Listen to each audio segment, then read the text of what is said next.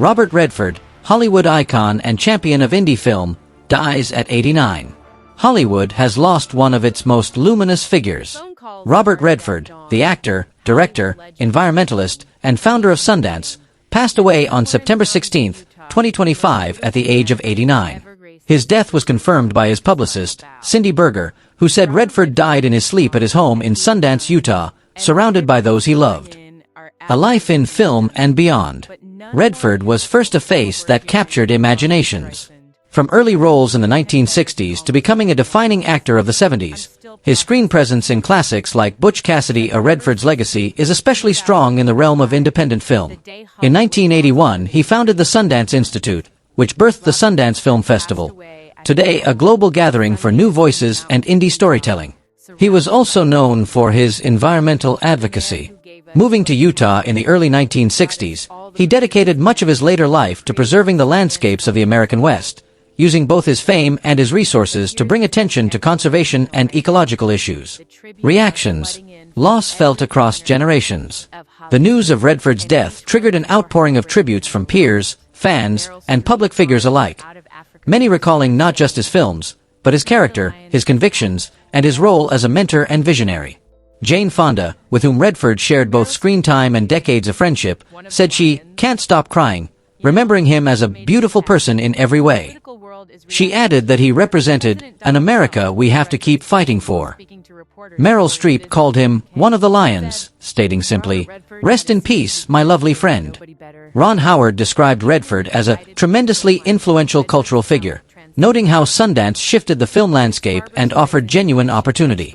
Horror author Stephen King remarked on Redford's transformation during Hollywood's evolving landscape in the 70s and 80s, saying it's hard to believe he was 89.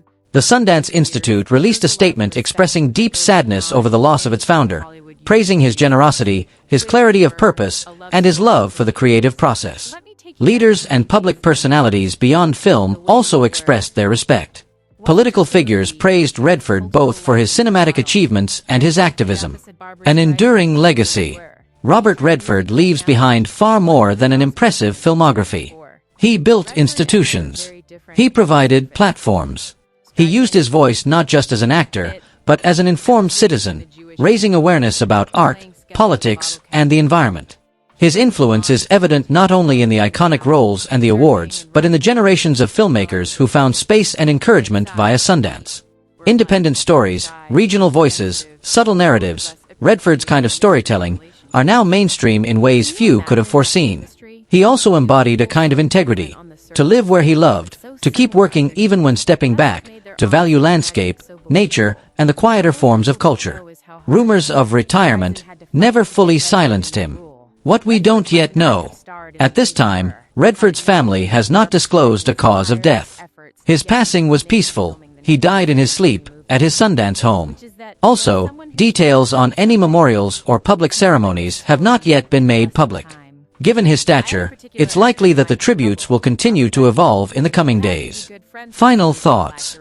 Robert Redford's life was many things: a Hollywood star, a filmmaker, a cultural icon, a lover of landscapes, and an activist.